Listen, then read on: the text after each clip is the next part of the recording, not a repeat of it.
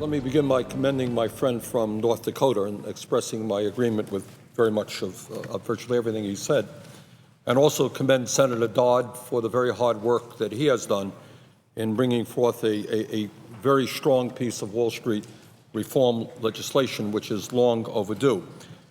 But, Mr. President, let me also say that my good friend and neighbor from New Hampshire, Senator Gregg, took to the floor yesterday to express his outrage that 10 senators on the Budget Committee voted for an amendment that I offered, which lost, by the way, 12-10, to begin the process of breaking up too-big-to-fail financial institutions that pose a catastrophic risk to our economy.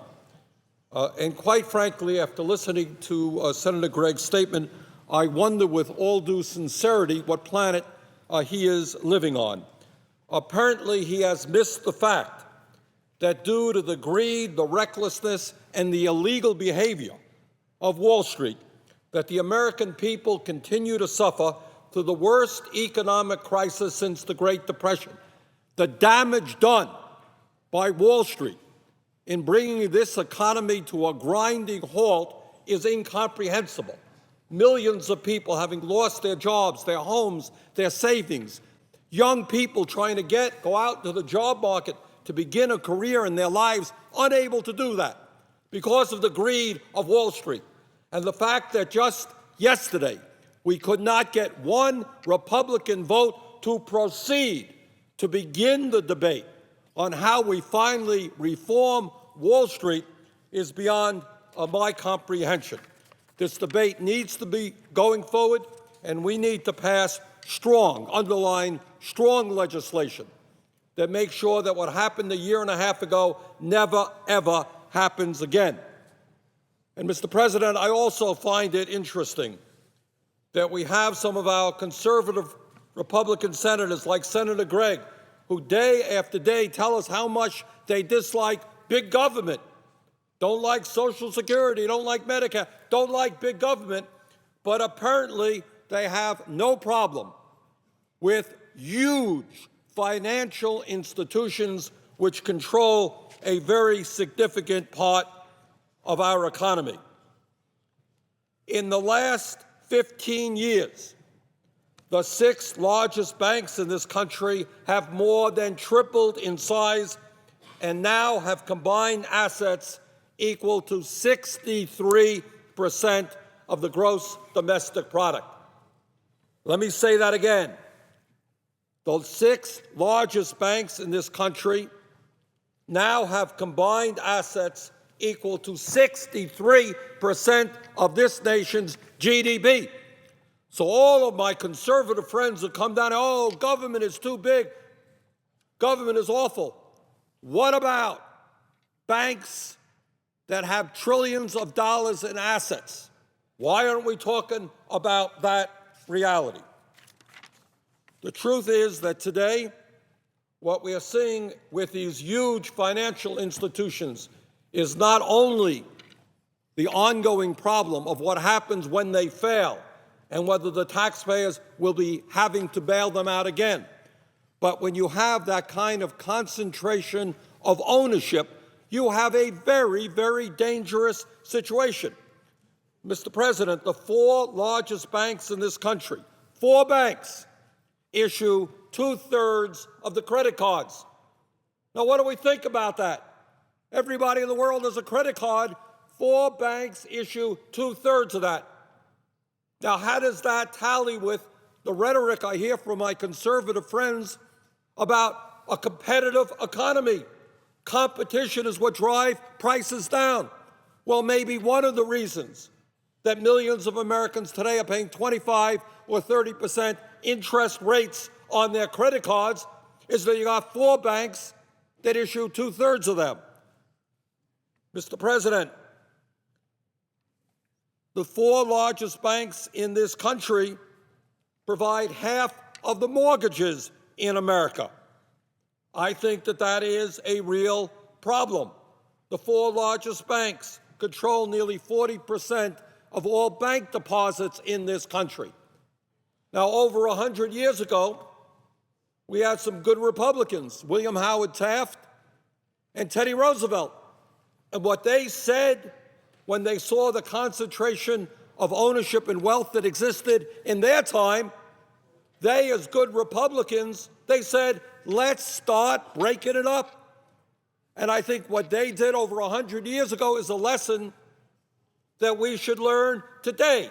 If a financial institution is too big to fail, that financial institution is too big to exist, and the time is now to start breaking them up.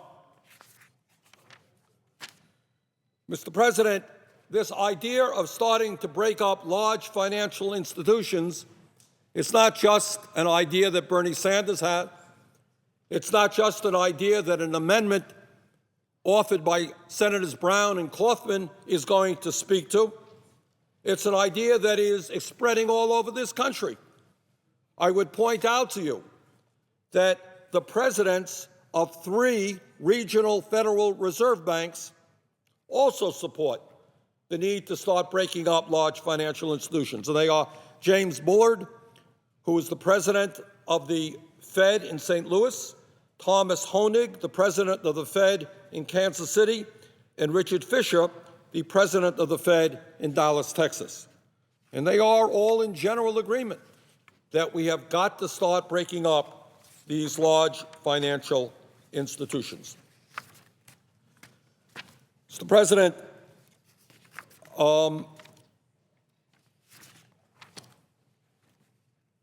Senator Dorgan made this point, and I want to make it again, and that is that during the bailout, the Fed decided that it was going to lend out trillions of dollars in zero or almost zero interest loans. And when Chairman Bernanke came before the Budget Committee on which I serve, I asked him what I thought was a pretty simple and straightforward question, and that is, Mr. Chairman, can you tell me and the American people who received these loans? I mean, we're talking about trillions of dollars in loans. I don't think it's too much to ask who received the loans, what the terms were of those loans. Well, Mr. Bernanke disagreed, and I offered an amendment that day that begins to bring transparency to the Fed. And that amendment is called the Federal Reserve Sunshine Act. And I am happy to say, Mr. President, that it has 32 co-sponsors. Interestingly enough, 22 of them are Republicans, 10 are Democrats. And they are Senator Barrasso, Bennett of Utah, Boxer, Brownback, Burr, Cardin, Chambliss, Coburn, Cochran, Cornyn, Crapo, DeMint, Dorgan, Feingold, Graham, Grassley, Harkin, Hatch, Hutchinson, Inhofe, Isaacson, Landrieu, Leahy, Lincoln, McCain, Murkowski, Risch, Thune, Vitta, Webb, Wicker, and Wyden. That is quite a cross-section of political views in favor of bringing transparency to the Fed.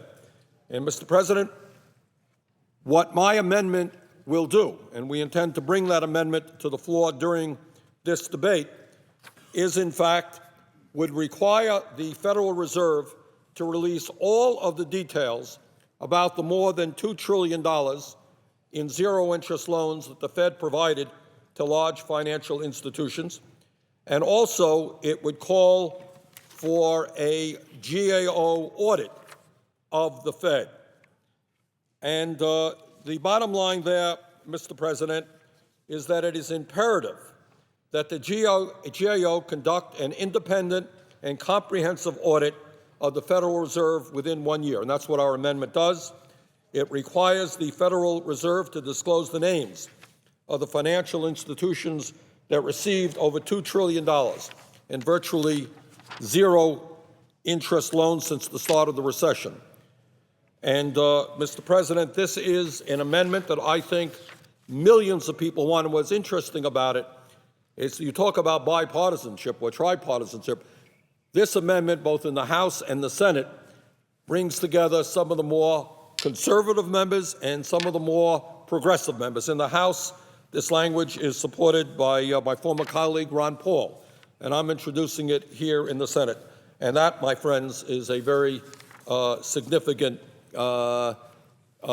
disparity in political views. But we do agree that the Fed needs transparency. So, Mr. President, let me conclude by simply saying this. The time is now for the United States Senate to begin to deal with the greed, the recklessness, and the illegal behavior on Wall Street. The American people have demanded action since this crisis began, and we owe it to them to deliver.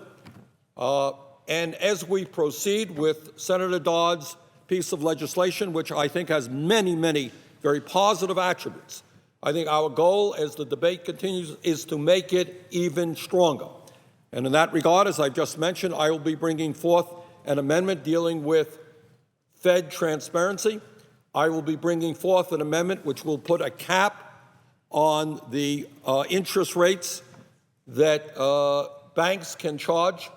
I think it is not acceptable, not moral, that banks are now charging 25, 30% interest rates. We're going to have a cap similar to what exists for credit unions.